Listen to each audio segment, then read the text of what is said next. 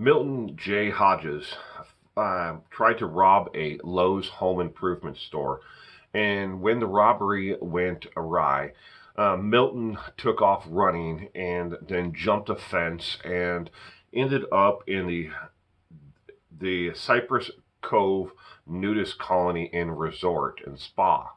Running from the police within the nudist colony, he was easily spotted and tracked because he was one of only a couple of people in the entire spa who was wearing clothing. Milton was arrested for attempted strong arm robbery, and he also was arrested on an outstanding warrant. Good going there, Milton. Graham Price of South Wales walked into a bank where he worked and robbed it, and didn't really have much of a plan of getting away with the crime. Matter of fact, after he robbed the bank where he worked, he left an IOU note and signed it with his full legal name, Graham Price. The note said, borrowed £7 million, signed, and then signed his full signature on the note and put it where the money was. Not exactly the brightest individual, is he? Vancouver, Canada.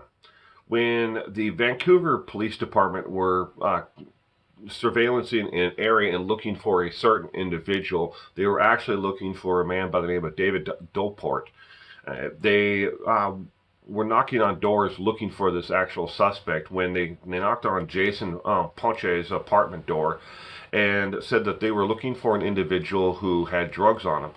They and Jason was not even a suspect in any crime at all until the police department got a look at his cell phone that he was holding in his hand, and at the top of the screen it said Jason Ponche, drug dealer. He was apprehended when they searched his apartment and found a large amount of drugs out in the open on a table in the kitchen area.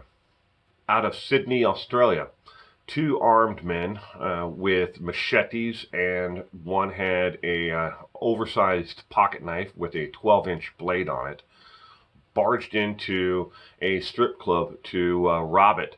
They figured that most of the patrons would hit the floor and not put up much of a fight. When they entered the establishment, they found out that the strip club was filled full of bikers. These are not Hell's Angels bikers, but they are a very close-knit biker group. One of the suspects ended up getting beaten so bad he ended up in the hospital, and the second assailant was hogtied with electrical cords. And so when the police showed up, they found the one beaten and the one hogtied with an apple in his mouth. Didn't get away with that crime, did they? Next case comes from York, Pennsylvania. When Joseph Goetz entered a bank there that they did not use the name of in the story, he walked up to the teller and demanded cash and told the teller that this was a robbery. When the teller informed Joseph that she didn't have much money in her drawer because she had just opened her window, Joseph got upset and demanded not only the money that was in the drawer, but her own personal belongings along with it. The teller took a step back away from her cash drawer. Joseph got mad and demanded that he was be given the information to write a strongly worded letter to the bank to inform them that they need to keep more cash at each and every teller's window when they are opened. And he was going to do this until he was actually caught for the attempted bank robbery.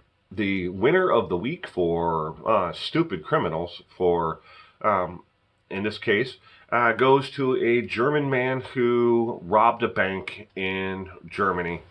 And I got to read this one to you. So a German bank robber sent mocking emails to the local police department and letters to the editor of the local newspaper, ridiculing their efforts to arrest him. First, he let them know his correct age. They were off on his age by about 7 years. Then he corrected their description of his build. They called him a slightly overweight individual, and he pointed out that he worked out 5 days a week, and he was not overweight. He was muscular built. Then they said that he had a certain accent. He corrected them and said, "No, I do not have that accent," and he corrected them on that. He then went on to correct that they said that he escaped on foot, when he said, "No, I escaped in an M3 BMW, and I then left and took a train from there." And the cops, though, got the last word in, though, and they arrested him a few hours later, using his email address to trace him. Stupid criminal of the week.